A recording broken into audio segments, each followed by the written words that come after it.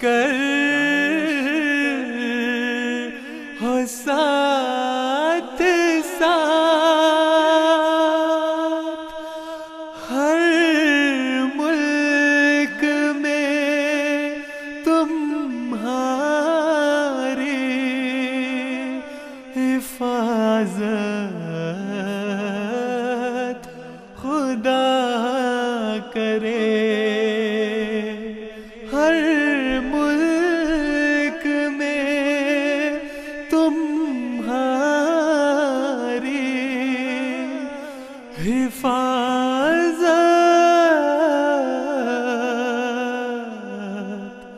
خدا کرے۔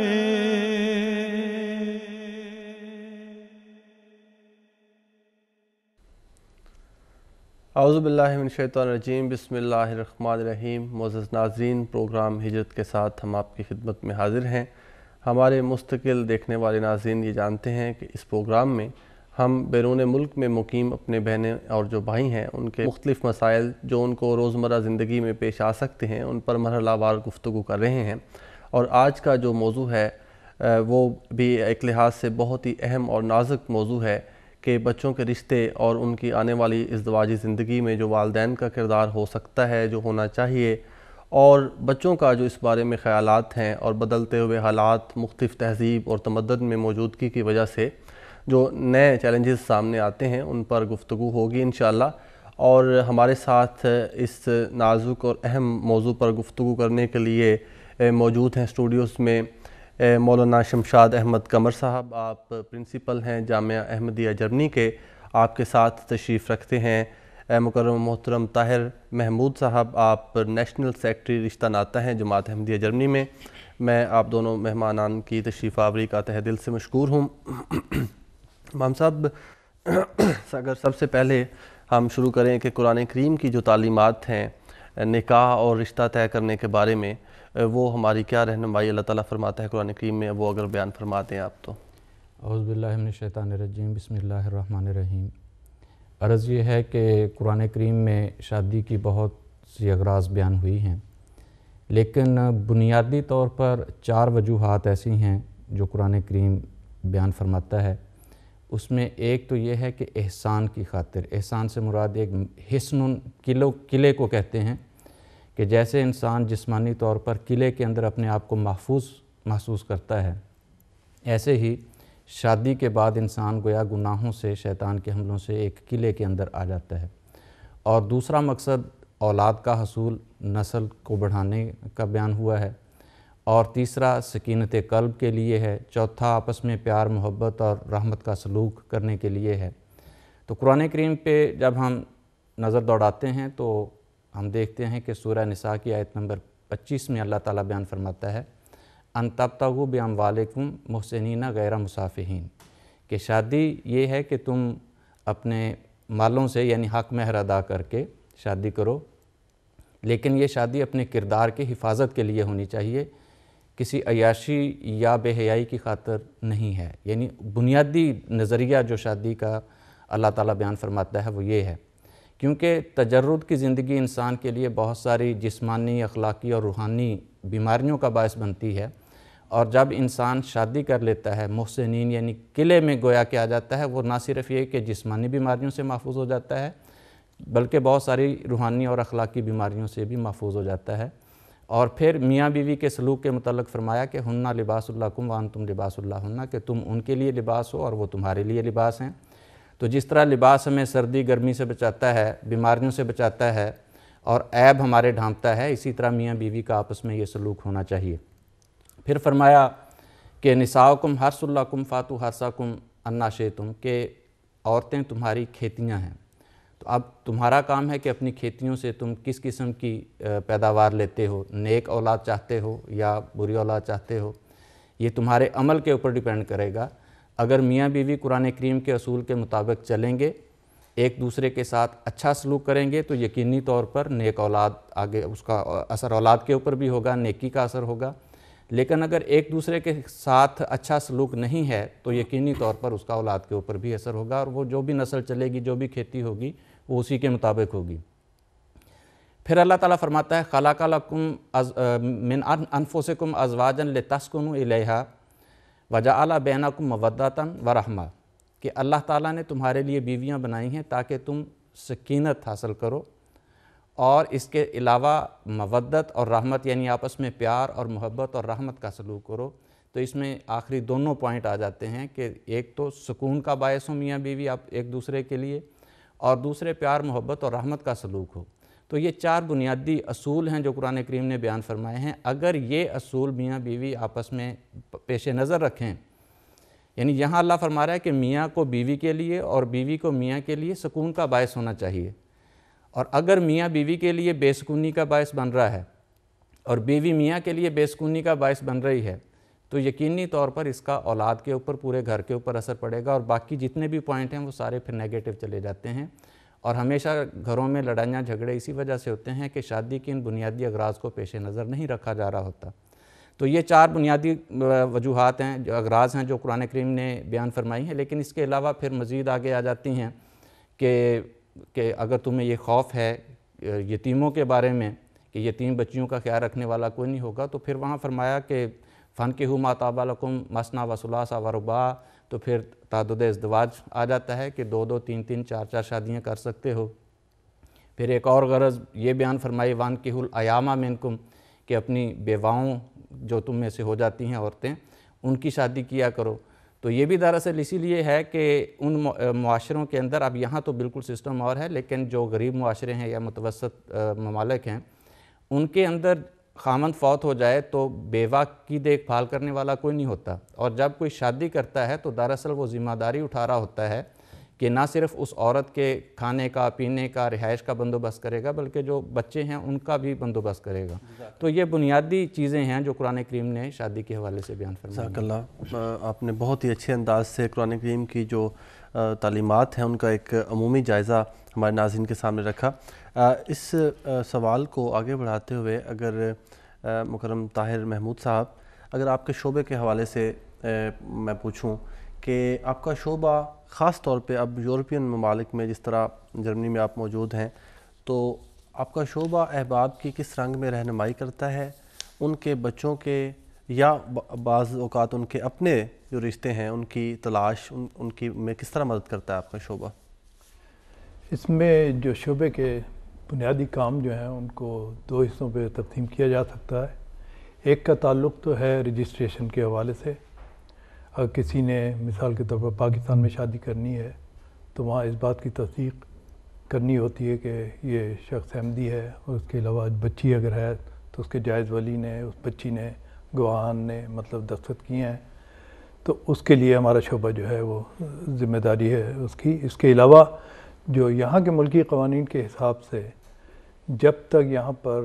Government office میں رجسٹریشن نہ ہو، یہاں پر شادی کی قانونی حیثیت کوئی نہیں ہے۔ اس میں کوئی شک نہیں کہ جماعت کو شادی کرانے کی اجازت ہے، لیکن چونکہ اس کی قانونی حیثیت کوئی نہیں ہوتی، اس لیے ہم اس کو بالکل اس کی اجازت نہیں دیتے۔ تو جو قوانین ہیں ان کو مد نظر رکھتے ہوئے لوگوں کو گائیڈ لائن دینا وہ بھی ہمارے شعبے کا کام ہے، اور اس حوالے سے ہم مختلف پروگرام جو ہیں وہ جماعتوں میں کرتے رہتے ہیں۔ ان میں سیمینارز ہیں، اس میں اسلامی تعلیمات سے تعلق رکھنے والی چیزیں ہیں، کتابچہ ہم نے شائع کیا ہے مثال کے طور پر۔ اسی طرح سے راکھا کتاب ایک شعبے نے پرنٹ کرا کے تمام فیملیز میں تقسیم کرائی ہے، اس میں اسلامی تعلیمات پہ مشتمل بڑی تفصیل سے باتیں بیان کی گئی ہیں۔ اس کے علاوہ شادی سے قبل کونسلنگ کا سسٹم جو ہے وہ جاری ہے، اور اب حال ہی میں ہمارا پروگرام ہے شادی کے بعد کی کونسلنگ بھی شروع کرنے کا۔ تو یہ اس طرح سے یہ ایک عمومی شعبے کے جو کام ہیں۔ خاص طور پر اگر ہم اب فوکس کریں کہ جو والدین یہاں پر انہوں نے ایک عرصہ قبل ہجرت کی، آج ان کے بچوں کی شادیوں کی عمریں ہیں، یا جنہوں نے آج ہجرت کی اور ان کو آنے والے وقت میں یہ مرحلہ انشاءاللہ درپیش ہوگا، ان کو اس ماحول کے تناظر میں کس عمر میں اپنے بچوں کی رہنمائی کرنی شروع کر دینی چاہیے؟ شادی بیاہ کے متعلق جو امور ہیں ان کا خیال کیا رکھنا ہے، کس طرح سے ان کی گرومنگ کرنی ہے بچوں کی آنے والے وقت کے لیے تیار کرنا ہے؟ کیونکہ یہ سوال خاکسار اس لیے بھی پوچھ رہا ہے کیونکہ جن معاشروں سے ہم آئے ہیں، ہجرتیں کی ہیں، ان معاشروں میں بعض اوقات یہ معیوب سمجھا جاتا ہے کہ ماں باپ اپنے بچوں کے ساتھ ان کی شادیوں کو ڈسکس کر رہے ہیں. تو آپ کا تجربہ اس سلسلے میں کیا کہتا ہے اس معاشرے کے حوالے سے؟ ہاں، وہ معاشرہ ایسا ہے کہ وہاں اس قسم کی باتیں کچھ عرصہ پہلے تک چل سکتی تھیں، گو اب وہاں پر بھی وقت کے ساتھ ساتھ تبدیلی جو ہے وہ نظر آ رہی ہے. وہ سب باتیں یہاں پر ممکن نہیں ہیں. اس میں دیگر وجوہات کے علاوہ سب سے بڑی بات تو یہ ہے کہ آپ نے اپنے بچوں کی حفاظت کرنی ہے. بچوں کے ساتھ جب تک آپ خود ذاتی تعلق قائم نہیں کریں گے، آپ بچوں کی حفاظت کی کوئی ضمانبندی دے سکتے. اس میں دعا کے ساتھ ساتھ مختلف ایسے امور ہیں جن کو مد نظر رکھا جانا ضروری ہے. اب مثال کے طور پر یہاں پر تیسری کلاس کا جو بچہ ہے اس کو اسکول میں جنسی فرق جو ہے لڑکے اور لڑکی کا سمجھا دیا جاتا ہے باقاعدہ تصاویر کی مدد سے. اور 7ویں کلاس کے بچے کو بایولوجی کے لیکچر میں خاص طور پہ مکمل جو ان کے جنسی تعلقات ہیں ان کے بارے میں بھی ان کو بتایا جاتا ہے. اور اس کا مطلب یہ ہے کہ بچوں کو ابتدا سے ہی وہ معلومات حاصل ہو گئیں جو کہ اس شادی کے جو منزل ہے اس کی طرف لے جانے والی ہیں. لیکن وہ جو ان کو ملی ہیں معلومات وہ دوسرے لوگوں سے ملی ہیں. اسلامی تعلیم کو مد نظر وہاں پر نہیں رکھا گیا. اور اس میں پھر والدین کی ذمہ داری بنتی ہے کہ وہ بالکل ابتدا سے بچوں کے ساتھ ایسا دوستانہ ماحول قائم کریں کہ وہ ہر قسم کی بات جو ہے ان کے ساتھ کر سکیں. اور اس کے لیے اگر والدین یہ سمجھتے ہیں کہ ان کے لیے یہ مشکل کام ہے تو جماعت کی مختلف ذیلی تنظیمیں ہیں، جماعت کی اپنی تنظیم ہے، مربیان سلسلہ ہیں جو کہ ان کی اس سلسلے میں مدد کر سکتے ہیں. بات یہ ہے، سوال کو آپ کی اجازت سے میں مولانا کی طرف بڑھانا چاہتا ہوں. یہ جو بات ہے یہ خاص مرحلہ یورپین ممالک میں فرسٹ ورلڈ میں ہی درپیش ہوتا ہے پیرنٹس کو کہ ان کو باہر سے تو ایک تعلیم ملنی بچوں کو شروع ہو گئی، لیکن دینی لحاظ سے اس کے بارے میں جیسا کہ مکرم طاہر محمود صاحب نے فرمایا کہ وہ تعلیم ایسی ہے کہ جس میں بے حیائی کی طرف بھی جا سکتا ہے بچہ کیونکہ اس میں کوئی گائیڈ لائنز نہیں ہیں. تو والدین کس طرح سے یہ مرحلہ مشکل مرحلہ ہے کیسے طے کریں اس کو؟ وہ تو ابھی محترم طاہر محمود صاحب نے بیان کر دیا کہ اگر بچہ والدین سے ہیزیٹیٹ کرتا ہے اس قسم کی معلومات لینے میں یا والدین ہچکچاہٹ محسوس کر رہے ہیں تو اس کے لیے ذیلی تنظیمیں ہیں اور پھر مربیان سلسلہ ہیں، جماعتی عہدیداران ہیں، وہ ان کی خدمت کے لیے تیار ہیں. وہ آئیں اپنے سوالات کر کے اپنے تسلی بخش جواب ان سے پا سکتے ہیں. تو اس میں تو میرے خیال میں کوئی ایسی مشکل کی بات نہیں ہے. ایک یہاں دیکھنے میں یہ بھی آتا ہے سوال بچوں کی طرف سے خاص طور پہ مغربی ممالک میں کہ ہم پہلے کیریئر جو ہے وہ اپنا بنا لیں اور اس کے بعد ہم شادی کریں گے. اسلام کی تعلیمات کیا ہیں اس میں؟ کیا کیریئر بنانا کس حد تک ضروری ہے اور نکاح کا اور اس کا آپس کا کیا تعلق ہے؟ دیکھیں، جہاں تک شادی کی عمر اور کیریئر بنانے کا تعلق ہے، شادی کب کرنی چاہیے یہ بیسیکلی تو قانون قدرت موجود ہے. ایک نیچر کا قانون ہے، وہ اللہ تعالیٰ نے انسانوں میں بھی حیوانوں میں بھی رکھا ہوا ہے کہ جب انسان بالغ ہو جاتا ہے، لڑکی ہو یا لڑکا، تو وہ شادی کر سکتا ہے. اور لیکن اس کے ساتھ ساتھ یہ بیان فرما دیے کہ یہ شادی کی اس کے بعد اجازت ہوتی ہے، کر سکتا ہے، لیکن فرض نہیں کیا کہ اسی وقت لازمی آپ نے کرنی ہے، اس کی کوئی عمر مقرر نہیں کی. اور دوسری بات یہ ذہن میں رکھنی چاہیے کہ قرآن کریم نے جیسا کہ ابھی میں نے عرض کیا، شادی کی غرض یہ بیان فرمائی ہے کہ اس میں محض عیاشی نہیں ہے، اس کی ذمہ داریاں بھی ہیں. اور جب ایک لڑکے نے شادی کرنی ہے تو شادی کے ساتھ ساتھ اس نے اپنی بیوی کی تمام ذمہ داریاں نبھانی ہیں. اس کے خرچ کا ذمہ دار ہے، اس کی رہائش کا ذمہ دار ہے، اس کے کپڑوں کا، کھانے پینے کا، ان تمام چیزوں کی ذمہ داریاں بھی اس کو نبھانی ہیں. تو بلوغت کے ساتھ ساتھ یہ چیزیں بھی اس کے پاس ہونی چاہیے. لیکن اب یہاں فرق آ جاتا ہے مشرقی ممالک اور مغربی ممالک میں. مشرقی ممالک ہمارے جو ہیں اس میں اس قسم کا چونکہ رواج نہیں ہے، گورنمنٹ کی طرف سے کوئی ہیلپ نہیں ملتی، اس نے جو کچھ کرنا ہے اپنی کمائی سے کرنا ہے. وہاں وہ خود اپنا فیصلہ کرے گا کہ اس نے پھر وہ کب اس قابل ہوتا ہے کہ اپنے بیوی بچوں کی دوسری ذمہ داریاں نبھا سکے. تو لیکن یہاں جو مغرب کا معاملہ ہے یہ تھوڑا سا مختلف ہے. یہاں گورنمنٹ کی طرف سے انتظام ہوتا ہے اگر کوئی شادی کر لی ہے کسی نے اور وہ تعلیم حاصل کر رہا ہے، ذاتی اس کی آمد نہیں ہے، تو گورنمنٹ کی طرف سے اس کو ہیلپ مل جاتی ہے، سوشل مل جاتی ہے، یہاں انتظام ہو سکتا ہے۔ تو اس لحاظ سے یہاں کے بچوں کو گورنمنٹ کے قانون کو دیکھتے ہوئے ان کے والدین کو خود فیصلہ کرنا چاہیے کہ وہ جتنی جلدی ممکن ہو سکے وہ شادی کر سکتے ہیں۔ اور لیکن اس کے ساتھ ساتھ پھر یہ بھی ہے کہ جہاں قانون قدرت یہ اجازت دیتا ہے، بلوغت کے بعد اگر آپ دیکھتے ہیں کہ ہم اپنے اخراجات اٹھانے کے قابل ہو گئے ہیں، وہ شادی کر سکتے ہیں، لیکن اس کے ساتھ یہ ضروری ہے کہ جو اس ملک نے پابندی لگائی ہوئی ہے شادی کی، اس کو بہرحال آپ کو دیکھنا ہے۔ جب تک اس عمر کو نہیں پہنچ سکتے اس وقت تک اسلامی تعلیم کے مطابق پھر آپ کو صبر سے کام لینا ہے، اور اگر بہت زیادہ نہیں ہوتا تو پھر اسلام کہتا ہے پھر روزے رکھو، یعنی پھر دین کی طرف، عفت کی طرف، پاکیزگی کی طرف مائل رہو، آپ کی توجہ اس طرف رہنی چاہیے۔ تو جب وہ عمر ہو جائے، یعنی 18 سال عمر یہاں مقرر ہے، اس کے بعد شادی کر سکتے ہیں۔ لیکن مجھے کسی دوست نے بتایا تھا، اگر غلط ہے تو طاہر محمود صاحب شاید تصحیح کر سکتے ہیں، کہ اگرچہ 18 سال مقرر ہے یہاں شادی کے لیے جو عمر مقرر کی گئی ہے، لیکن اگر لڑکی کے والدین راضی ہوں لڑکی کے ساتھ ساتھ، تو 16 سال کی عمر میں بھی شادی کی جا سکتی ہے۔ تو یہ حالات کے اوپر ڈیپینڈ کرتا ہے کہ کب وہ اس قابل ہوتے ہیں، کب وہ اپنی ذمہ داریاں نبھانے کے قابل ہوتے ہیں، اور والدین کب ضرورت محسوس کرتے ہیں، وہ کب ضرورت محسوس کرتے ہیں۔ لیکن اس کے ساتھ یہ بھی ذہن میں رکھنا چاہیے کہ بعض لوگ صرف تعلیم کو بہانہ بنا کے عمر نکال دیتے ہیں، بچیوں کی عمر والدین گزار دیتے ہیں، یا بچیاں اور بچے اپنی عمر گزار دیتے ہیں، تو غیر ضروری طور پر اس کو طوالت نہیں دینی چاہیے۔ جہاں واقعتاً ضرورت ہے وہاں ٹھیک ہے اپنی تعلیم مکمل کر لیں، لیکن پھر اپنے نفس کو ضبط میں رکھیں، اور اگر نہیں رکھ سکتے تو پھر شادی کرنی چاہیے۔ اس انتظار میں نہ رہیں کہ بہت ساری دولت اکٹھی کر لیں ڈھیروں ڈھیر، یا اچھی نوکری مل جائے اس کے بعد کریں گے۔ اچھی نوکری تلاش کرتے کرتے انسان اپنا دین گنوا بیٹھے تو یہ بڑا گھاٹے کا سودا ہے۔ جزاکم اللہ۔ طاہر محمود صاحب، بچے یہاں پر ایک طرف ان کی ترجیحات ہوتی ہیں، ہم کیریئر بنا لیں، اپنا مستقبل بنا لیں، پھر ہم نکاح کریں گے، لیکن والدین جو ہیں ان کی ترجیحات شاید اس معاشرتی فرق کی وجہ سے بھی، کیونکہ وہ ایک مختلف ماحول میں انہوں نے پرورش پائی ہوتی ہے، مختلف ماحول سے آئے ہوتے ہیں، یہ بچے جو یہاں جوان ہوئے ہیں یہ ایک مختلف ماحول میں بڑے ہو رہے ہوتے ہیں، تو آپ کے خیال میں یہ جو کمیونیکیشن گیپ ہے بچوں کا اور والدین کے درمیان، یہ اس کو کس طرح سے دور کیا جا سکتا ہے؟ اس لیے کہ اس وقت جب یہ اہم اور نازک مسائل پیش آئیں، اس وقت بچے والدین کی بات کو اور والدین بچوں کی بات کو بہتر رنگ میں سمجھ سکیں۔ پہلے تو میں مولانا شمشاد قمر صاحب نے جو بات کی ہے کہ 16 سال کی عمر میں، بالکل اسی طرح سے ہے۔ قانونی طور پر اگر فیملی کورٹ سے اجازت لے لی جائے تو 16 سال کی عمر کا بچہ اور بچی بھی جو ہے شادی کر سکتے ہیں۔ جہاں تک اس بات کا تعلق ہے یہ جنریشن گیپ کا،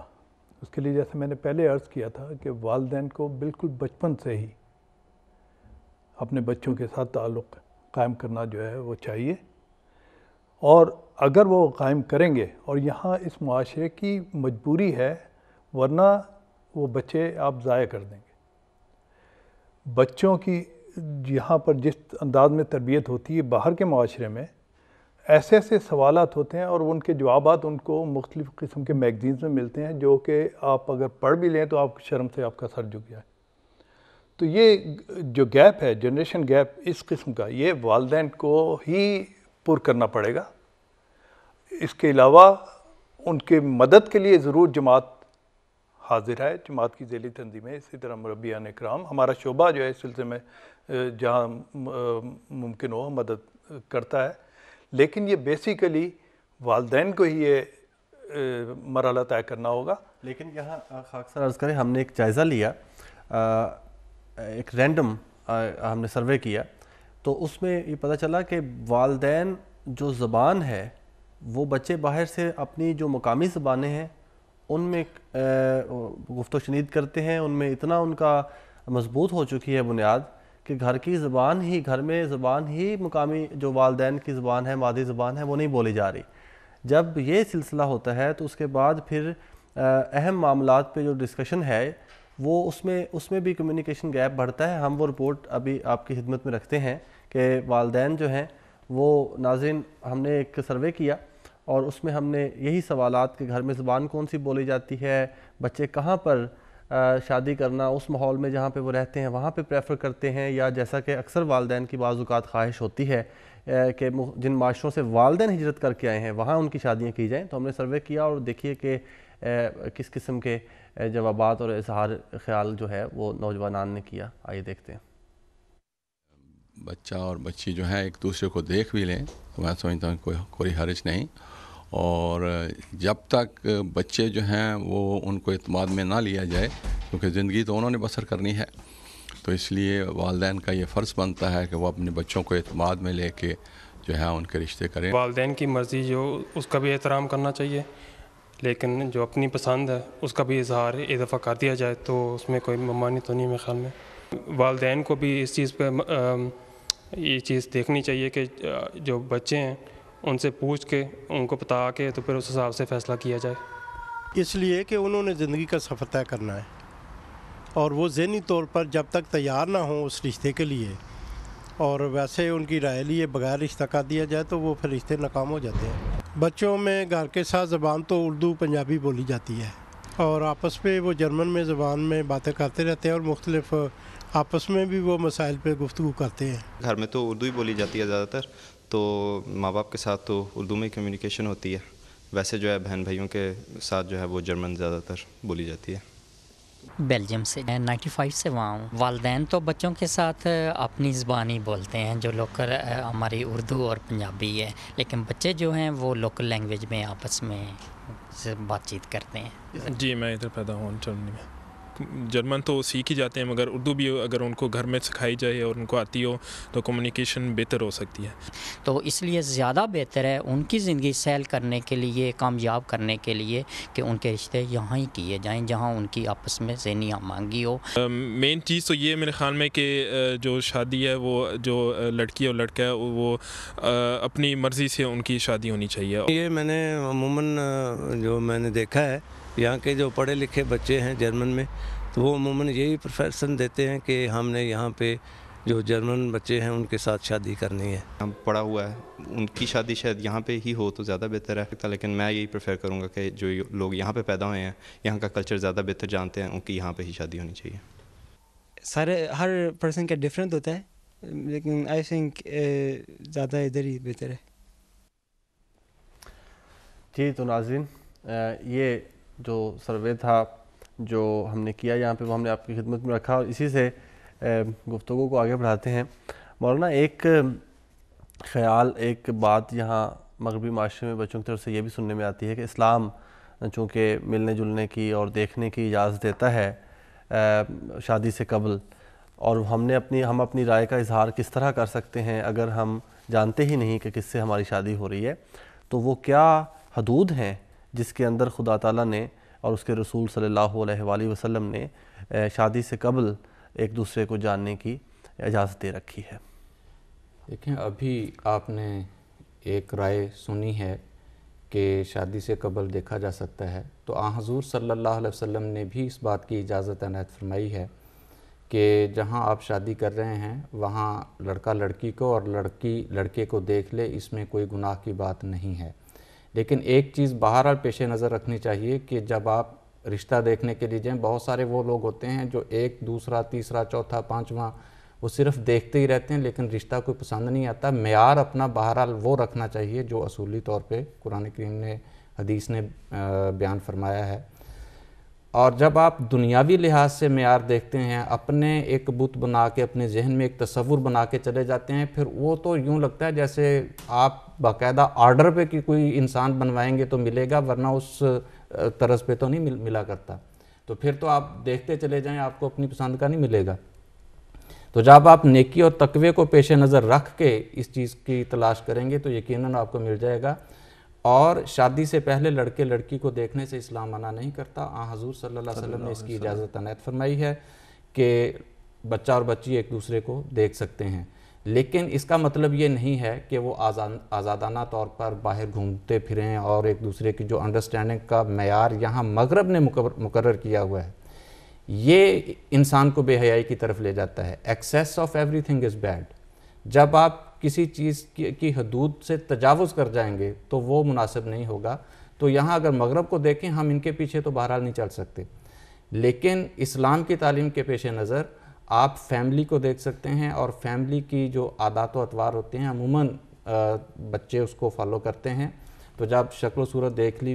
اٹھنا بیٹھنا دیکھ لیا، گھر میں جاتے ہیں تو بچہ ساتھ ہوتا ہے، بچی بھی ساتھ ہوتی ہے، بزرگ بھی ساتھ ہوتے ہیں، تو میرے خیال میں یہ کافی ہوتا ہے دیکھنا. تو اس کے علاوہ اسلام اس بات کی اجازت نہیں دیتا کہ لڑکی اور لڑکا آزادانہ طور پر شادی سے پہلے گھومتے پھریں، اور اس کے بعد انڈرسٹینڈنگ ہوگی تو ٹھیک ہے، نہیں تو نہ صحیح. اس کے پھر بہت نیگیٹو اور غلط نتائج برآمد. بالکل. اور نکاح کا وہ جو بنیادی مقصد ہے، یہ اگر اس طرح سے کھلی چھٹی دے دی جائے تو پھر تو وہ مقصد اور اس سے دور ہٹ جائیں گے.